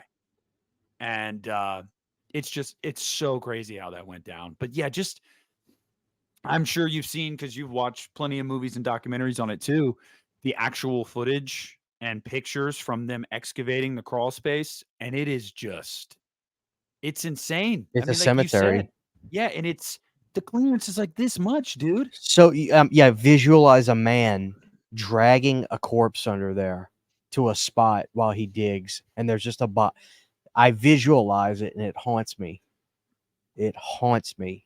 And when he was digging multiple times to put a new body down there, he was uncovering another one just because he was running out of space. He even said that. He was like, I was running out of space. Like I was out of space. Bodies were next to each other, on top of each other. Like just, it's disgusting, man. It is disgusting. And I just, Gacy was. Here's the weird thing about Gacy too. The weird thing. The one weird thing about Gacy. He was a painter. He took up painting in prison. His art is very collectible. Mm-hmm. And people try to buy his paintings and things like that, which that's a whole nother thing. Yeah. Man, I saw on TikTok this couple that secured some Gacy paintings, and no judgment for me. It's not like they're doing anything harmful in a sense, but I can't wrap my head around that. No. That's very weird to me, to own the paintings that he made in prison. Yeah. Very weird to me. I would have absolutely no interest in that. It's just, part of the reason to do an episode like this, and it's this morbid curiosity. I mean, we all have it. Like I said, this stuff really exploded when we were all stuck in our houses. And it's because I feel like it goes hand in hand sometimes with like fascination with horror movies too. Like we as normal people that know empathy, we don't ever want to experience this stuff in real life. Never. We don't want to see people die. We don't want to cause them harm.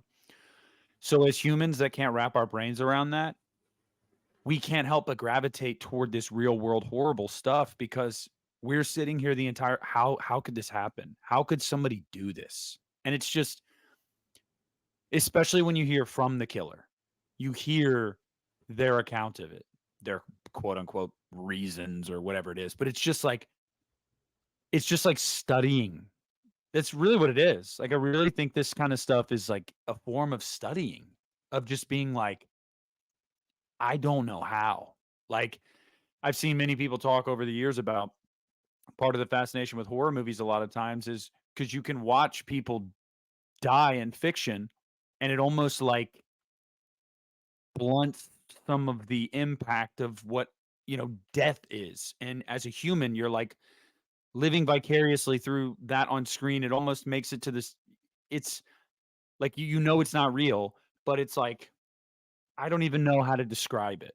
I don't think anybody truly can to give the most satisfactory answer, but I know exactly what you're saying, and I think most people do because it's inherent in most of us. There's one thing about me that's interesting with movies. When I'm in a good mood and things are going well, if I've eaten really, really, really good for like 3 or 4 days, my mind's right, and I'm feeling good. I'm drinking a lot of water, and I just feel good. I want to watch Zodiac. If I'm not doing so good, if I'm sluggish, I'm not feeling really great, I want to watch Night of the Creeps. 2 incredibly different movies. I don't know what that says about me, that when I'm feeling good, I want to watch Prisoners or Zodiac or Poughkeepsie Tapes. It's almost like they challenge you. They make you think. It really is like, it's like studying. Like, but I don't want to go there when I'm not feeling great though. That's what's interesting. Because I think when you're down, you're watching that kind of stuff will make you more down. Like, I really think that will bring you down to a level that, like, I don't know, but like when your mind is right, it's like your brain is able to like compartmentalize and analyze these things for what they are and take information from them.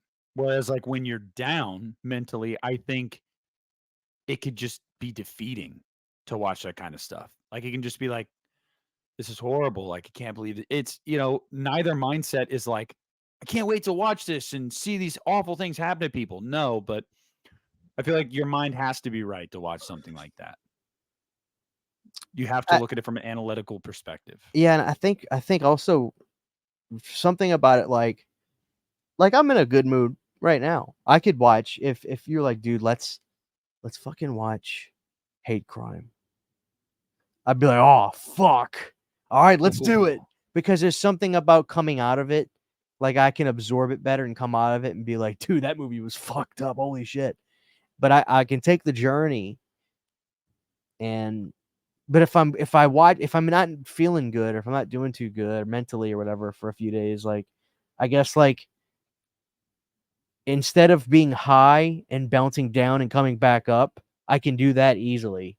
But if I'm lower and bouncing just a little bit lower and then not bouncing up high enough back to the way I'm feeling, I don't know. It's like I don't mind taking the dip when I'm in a really good mood, because I know I'm gonna come right back up from it. I guess, but that's just I don't know what that is about. Like I don't know if I should feel guilty about that, or if that's just maybe other people feel that way, but No, yeah, I don't like to watch real world depressing shit when I'm down. Absolutely not. Like give me the schlock, give me comedies. I'll watch comedies a lot when I'm not doing well, because it's like I need a reason to laugh. Like I need a reason to, like, it's superficial. It's not gonna last, but distract me for an hour and a half. So I totally get what you're saying. This is and it isn't related, but like there's also certain cases throughout my life that, although these people weren't serial killers, it made national news, and I feel like their brains work or don't work in the same way a lot of these serial killers do. And like one of the ones I think that captivated me the most, that I've watched documentary on documentary of, I've watched the body cam footage, everything, was the Chris Watts case in Colorado. That, I mean, still to this day, I just I can't understand it. Um, he had a mistress and was apparently unhappy in his marriage. His wife was pregnant with their third kid. She returned home from a business trip late at night, and and at some point in that 4-hour period before he took their bodies to an oil field, he killed his wife in the house, put her in his truck, took his two little girls, Bella and Cece, in the back of his truck, drove out to this oil refinery field or whatever it was, and proceeded to take both of his little girls' lives out there and stuff both of their bodies in oil drums, and then bury a shallow grave for his wife. And then, not even 12 hours later, and I've watched the entire body cam footage. He is, you can tell he's guilty as sin. Like, he is. And the best part is watching his body language when they go to the neighbor's house and the neighbor's pulling up the street camera and shit that he has. And he's like, oh, yeah, well, there was no cars coming and this and that. You can just watch Chris on that body cam. He knows he's cooked. Like, he knows, like, oh, shit. Oh, shit.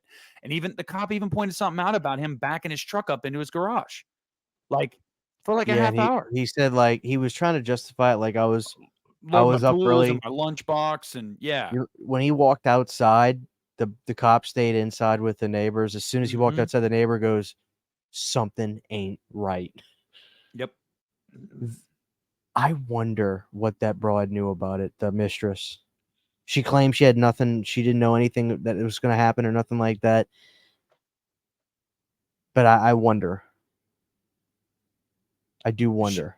she had to have known something. I mean, she had to have. I don't think, obviously, she participated in any way, but she had to have known something, because he was very secretive about her even after he was caught. They had to find out that information. Like, he was withholding stuff. And if I believe correctly, the mistress didn't really want to come forward and talk to the police. If you got nothing to hide, I don't know why I mean, it's just, I thought she did, though. I do she think she eventually, did. yes, she did, but she wanted to be kept out of it at first. Like, but it's like, look, you could be the motive to connect why this crime happened. Like, and she even then, later on said, like, oh, well, it was the right thing to do for, Shanann and the kids and stuff. Like I wanted the truth out there, but like you were, you were having an affair with a married guy that had children and another one on the way. Like, please miss me with your Dude, moral superiority shit. what kills me about that whole thing too, because I remember seeing the body cam footage before there were ever any documentaries or anything out on this. This was this was pre-COVID, 2019, 2018. I was watching this stuff, probably 2019. As I was watching this body cam footage for the first time, mind you, I'm saying to myself, look at this gorgeous neighborhood, this gorgeous house that I would literally die to own. It's just big, huge ceilings. I got a duck in my house. My ceilings are only like 8 feet tall. This gorgeous home, beautiful family. Guy's got a great job. The wife's doing her thing. She's on business trips. And you throw all of that away. How do you drive your kids to their grave sites alive? This The makes me worst think of Christian the Benoit murders. their It's dead very mom was in similar. the back seat with them. Right. Was in the back seat with them. They were sitting in the back seat for an hour-long drive to their death with their dead mom at their feet. It's insane, Like, dude. I saw something today on Twitter that Chris Watts, like the other day, had said that it's hard for him to be in like general population in prison and stuff. You should Good. be dead. They should Yeah. have killed your ass by now. Like, I don't even. Who the fuck feels bad for this guy? And this whole like tour that he's gone on since he got arrested and got some notoriety, and for all the wrong reasons, to try to like save his image and like the appeals he's filed and stuff. Dude, you in graphic detail told the police what you did. Like, Yeah, he's begging to get out of prison. I've listened to his they post his phone calls on YouTube with his lawyer and shit. And he's delusional. I can't believe he didn't get death. I guess it's not in Colorado. And I don't know. I'm not somebody that's a big fan of the death penalty. But I am a big fan of eye for an eye. Like, let's go back to olden times. Like, we'll string you up in the town square and people will stone you to death. The victims' families, they'll just stone you to death. Obviously that'll never happen. But part of the reason that I don't like the death penalty is because I feel like it gives these motherfuckers an easy way out. It's the same reason I don't like when a mass shooter kills himself on the scene before they get apprehended, because you can commit such a terrible act and then never have to face the music for it. And I hate that. I hate that so much. And the one I hated the most, I think the hardest, there are 3 things in my life that have not impacted me at all directly in my life, but have messed me up more than anything. And it was the Uvalde shooting in Texas in 2022, 9/11, and Sandy Hook. I was 18 years old when Sandy Hook happened. And it was the last day of school of my senior year before Christmas break. We were all going to my buddy Phil's house because it was the last day. It was Christmas break. And I just remember, above all else, I was so angry that this dude did what he did and then killed himself. Mm-hmm. Like, I was these little kids, man. Like, you'll never have answers. You'll never see any kind of justice. What kind of justice could you get anyway? But like, he deserved to suffer for the rest of his life, to get beat in prison every day. That's the least that we could have gotten. And yeah, man, but these are all one and the same. Serial killers or spouses that kill their families, or, people that commit mass casualty events, the bomber, the Oklahoma City bomber. I know that one rocked the world. Like, all of these people have something in common. They're not all there, or they are all there, like BTK, and John Wayne Gacy, they're definitely all there, completely in control, knowing what they're doing, and reveling in that shit. And what's scarier? Oh, it's that. It's absolutely that. Like, knowing what you're doing, being intelligent, not having any kind of excuse, and getting off on it, like, there's no way to weed these people out. There's no way to find out who these people are until they've already committed these crimes. And just like Vegas, the Vegas shooting of Mandalay Bay that killed like 59 people, largest mass shooting in U.S. history. No motive, no reason, nothing.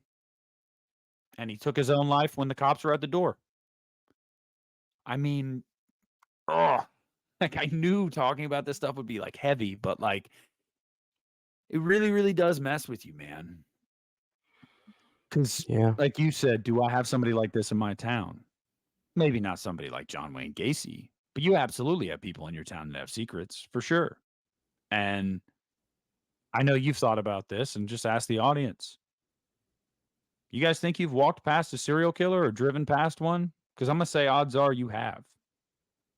And you didn't even know it. We talk about horror movies all the time and all this and that. Yeah, what about real life evil that is literally walking amongst us every day and we don't know it? Right now, I'm on this big kick on YouTube. I'll shout out the channels that I watch. PP, Southeast Texas, Skeeter Gene. Oh, yeah, dude. Yes. I love Skeeter. Have you seen Colorado P Patrol? Yeah. I didn't want to say the word because, Sorry. Well, what I was getting at was, along with the murderers and stuff like that, are the CP people, child P-word people, and these people that go out trying to meet young kids, 13-year-olds, 10-year-olds, 11-year-olds. What kills me, I was watching one today, a youth minister was on groups on these. I don't even know what the hell this is. It's called WhatsApp. What the hell is WhatsApp? Apparently it's like a social media texting thing or something. I've never had it, but yeah, that's what I know of it. There's a channel called PP Southeast Texas, and this guy, he infiltrates these groups, watches these guys, sees who's doing what, then he pages and pages of evidence that he has, shows up to their house. Nick, this guy's house was massive, gorgeous cars in the parking lot, knocks on the door. This guy comes out, and this guy that does the show, PP Southeast Texas, he's really good at being like, look, he's a very good, he acts like they're like he's on their side so they can be like, look, the cops aren't here. I'm not the cops. So I just want to talk to you about this because I feel like, there's a bigger picture here. We want to get the people that are really doing this stuff, blah, blah, blah. Just, you got to tell me what you know. And these guys just start spilling it. Like, yeah, like I've watched videos of XYZ, not good stuff. I'm not going to say it. But my point is in all this, I don't want to get into too much detail about that because everybody can use their imagination, unfortunately. But my point is, these people are not bums.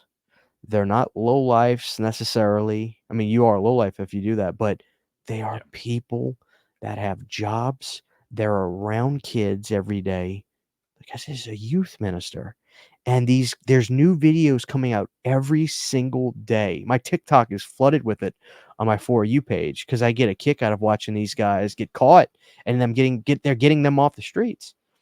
But that is the serial killer stuff has kind of taken a back seat because thankfully with forensics and technology, you've got not only a physical footprint everywhere you go now, but a digital footprint as well. But the thing that's so rampant today is the safety of the kids, of their innocence. And that is what haunts me. Because as much as I get a kick out of seeing these guys get busted and go to jail, it doesn't stop. I mean, I remember it was right when I moved to where it was right when Katrina hit. I'll never forget, like, we had just come up here. It was August 2005. Yeah, August 2005. September, we were staying at a campground for like 6 or 7 months before we decided to actually stay where we're living now. And I was watching TV one night in the camper we're staying in, and sure enough, I see this guy named Chris Hansen come on TV doing a show called To Catch a Predator. That was 2005. I remember saying to myself after watching the show for a few weeks, like, oh, dude, at least this stuff's going to stop now because these people are going to see this on TV and they're going to be like, oh, I'm not doing that. Boy, was I wrong. It's Yep. rampant today. It is rampant. And the thing that scares me is the people. That is what I think you're more likely to run into today is these sickos that You probably walk past one every day. are close to it. Yeah. That's the real evil today, I think, is that. And it's not even just these older, these well-off men that are staples in their community or, well-mannered citizens. It's also the stuff you got to look out for, the 24-year-old guy that's talking to the freshman in high school. All of it is messed up. Every bit of it is messed up. And yeah, I mean, as a parent, dude, you let me find out that somebody even talked to my kid that way. You let me find out, because someone's leaving in a body bag. I don't know if it'll be me, but I'm going there with one intent. That's the thing we see too about, like, one of the things people will notice online is, wow, it's a lot of guys that are doing this. Where are the female predators? They're in the schools. Yep. Because it seems like, from what I see, the female predators, they don't operate the same way the male predators do. The male predators, they're okay with the mystery of the person so much because, males, the female sex is the fairer sex. So the males, with their dominance, they feel a lot more safer to be able to meet a stranger like that, especially somebody younger. It seems like with the females, with the teachers and stuff, they get close and they infiltrate these kids through a closer relationship and stuff like that. So that's why I think you see the teacher stuff happening, and that stuff's probably been happening for a long time.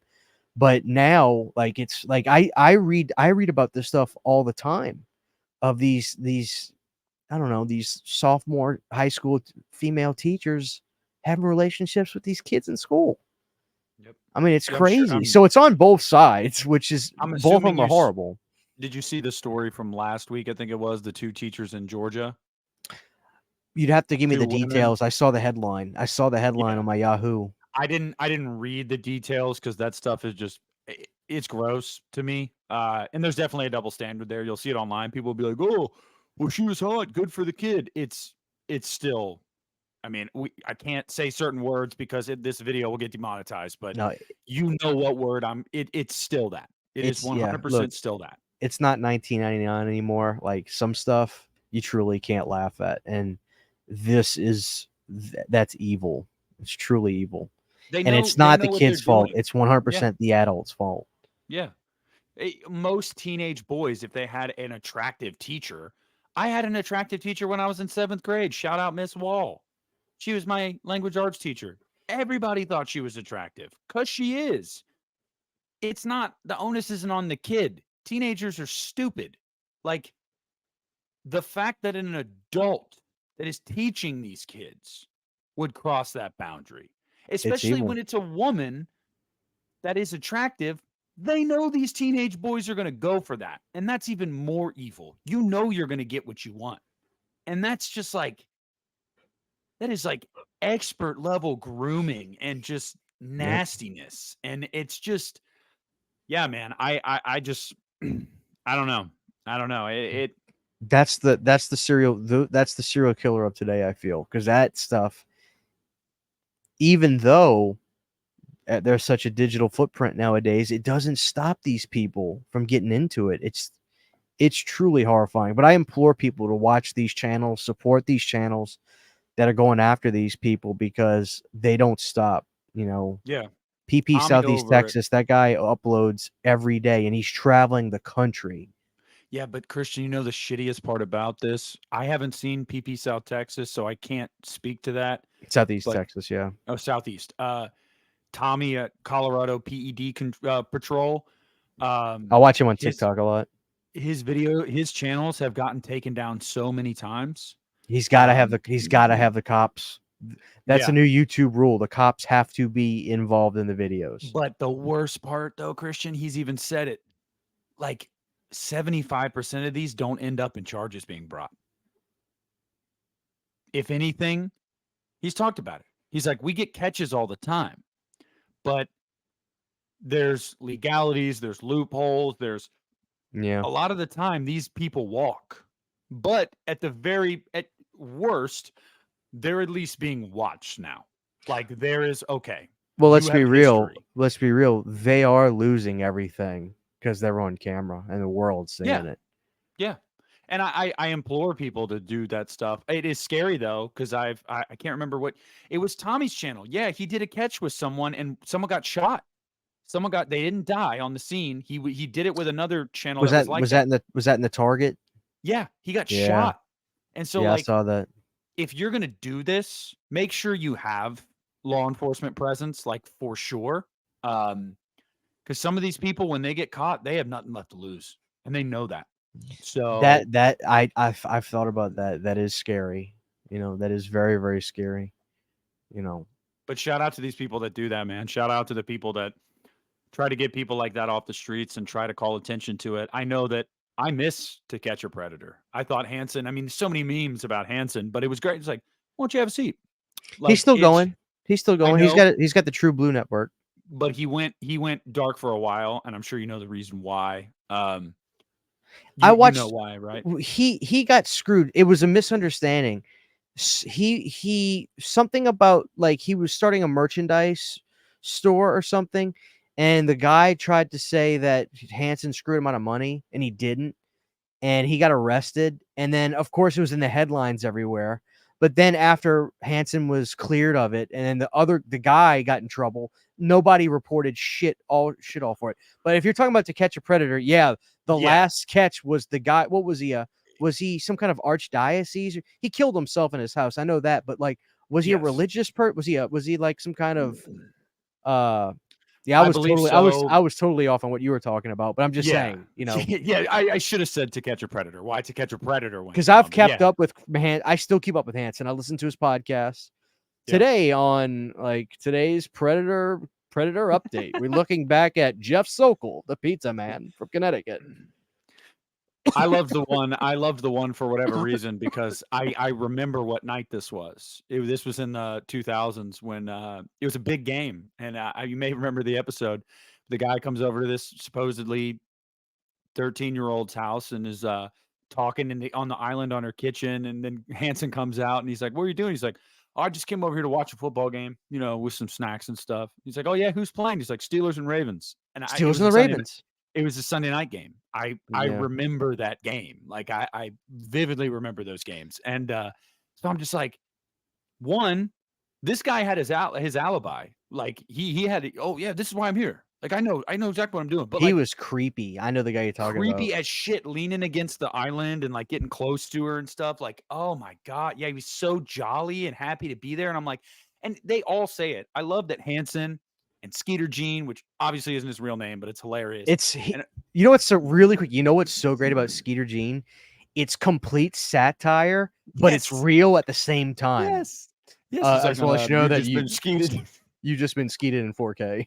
Yeah, and but he's exploded. Wait up, please tell me you watched the video called "Bread Comes to Meet 13-Year-Old Meets Michael Myers" instead. Yeah, yes.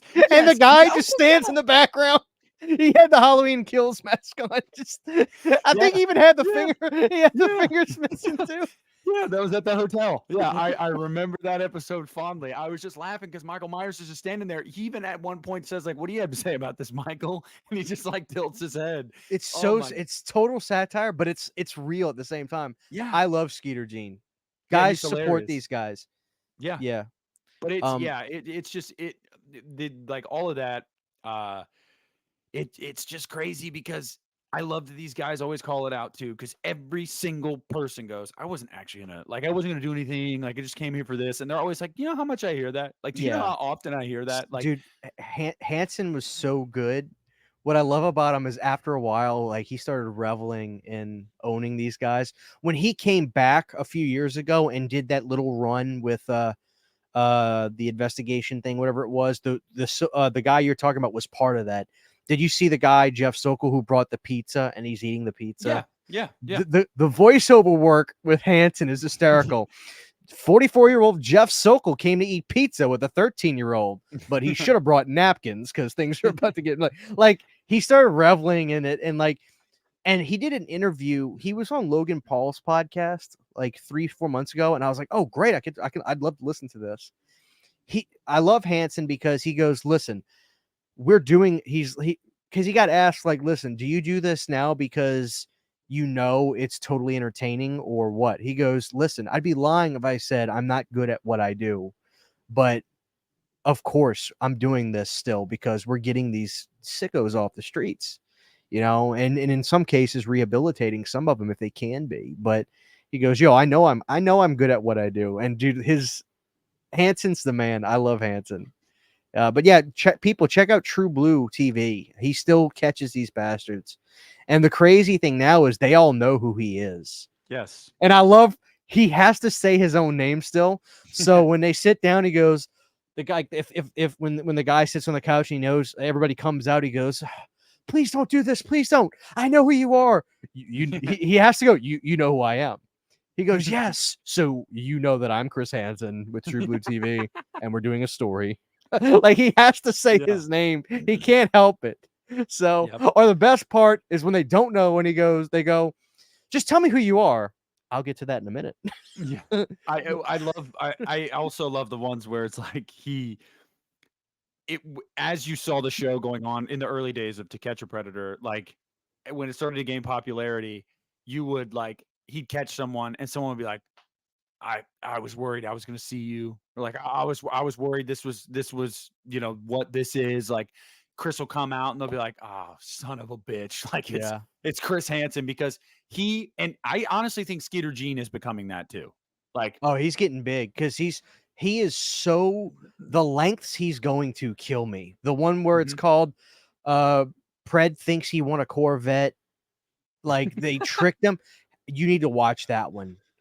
They brought a Corvette to this guy's house because the decoy that was talking to him says, hey, there's this Corvette giveaway at the mall. I'm going to put your name and info on there. Do you care if I do that? And he goes, LOL, sure.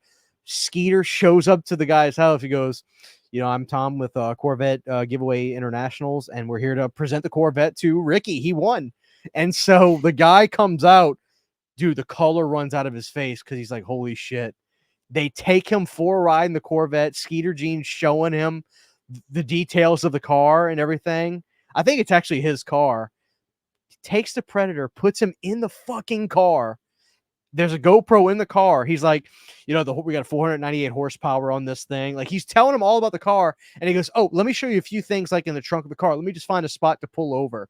Pulls over at the police station. And then the Pred's like, fuck. Like he realizes it. Dude, you have to watch it. This guy, his head is just going, his brain's going 1,000 miles an hour the whole time. No pun intended, because of the Corvette showing up. He doesn't know what to believe because Skeeter he had a Corvette shirt on, a Corvette hat on. He had the clipboard. He's like, we're with Corvette Giveaway Internationals. He won. Like, dude, please watch. I'll link it to you. The most entertaining video, literally the most entertaining video I've ever seen. It is so fucking good. I'm watching it tonight, and I'm going to text you as soon as I do. But dude, it's a television episode. Like, don't watch on your phone. Pull it up on your TV because it's that good. Yeah. You know what I love about Skeeter Jean too? You ever watch? You know when you watch the episode, she does like the talking head stuff where he's got like the black background with like little diamond plates and stuff. There's nobody talking to him. Like he's just got the camera set up at him, but he's pretending like he's being interviewed. That's why he's so dude. Skeeter Jean is the fucking man. Like I would love to meet him. just so I can be like, yeah. no, in Well, the right maybe- context, right? Dude, just I was gonna say- imagine. Oh god, just imagine you're shopping at Walmart and like for some reason you see Skeeter with the clipboard talking to somebody. I would walk up, and be like, "You just got skeeted in 4K," and just keep Yeah, moving. no. Did you see the one where it's the Walmart and the dude is like, there's this whole back and forth about like, that's my account, but that wasn't me. Someone must have they must have logged into my account. Oh I yeah, I there's a need to couple call my guys. ex. I need to call my ex. Me and Sydney watched that whole thing because I told Yeah. Sydney about it. Yeah. Sydney's like, he doesn't call his ex-girlfriend and his cousin. I Yeah, he said, does. Sydney, he tries to throw his whole family under the bus. Yes. And then there was one point where like Skeeter's like, this guy, I'm surprised he could even have a relationship. He was very dirty. His hands were Yeah. grimy. Like he had this shitty Amish, like no facial hair right here, just had like the shitty beard and gross looking. He had a Rugrats. Didn't he have like a Rugrats hoodie on? Like yes. And like some kind of shitty baseball team hat on or something. I know exactly what you're talking about. He's like, I'm just here looking for Crocs for my daughter. No, dude, get these fuckers off the street, dude. I'm sorry. I love when Skeeter will like be at a store. He'll see someone in the shoe The section. Pred Force like, ones. Oh, you looking for the Sexual Predator 11s? They get thrown off because he doesn't sell it. No. Dude. Oh, I'm putting Skeeter Gene on the thumbnail. I'm adding him to the thumbnail for this. Dude, he really good because I implore people to support these shows and watch these shows because this is the real crime of today's world. It really is, guys. And these people, they don't stop. They're everywhere. So I love to see these channels doing what they're doing. So, and Skeeter, you'll get so much entertainment out of him. Dude, he said he did a recent interview. It was like like an online article. He said he makes over $100,000 a month on YouTube. Oh yeah, his views are insane. Yeah, he's killing it. And he even said, he was like, I mean, yeah, I can't lie. Like making money off of this is cool, but like, and yeah, it's basically like satire, but it's for a good purpose. Like we're calling these people out, even if they don't get arrested. Their lives are over. Yes, because the world's seeing it.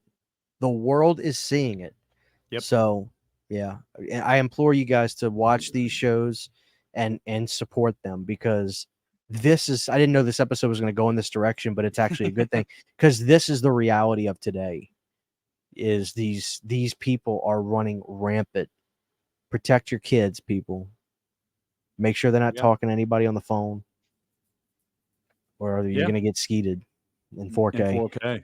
That's right. Well, I think that's a good place to end it. So yeah, I'm glad the conversation went in that direction too, because really the theme of this episode was just like, I don't know, talking about the evil that walks amongst us. That's people that commit mass casualty events, serial killers, other people, certain words. Yeah. So I'm glad it went that way. I hope it was entertaining because at times it was a downer for sure. But near the end here, guys, it was a boomerang.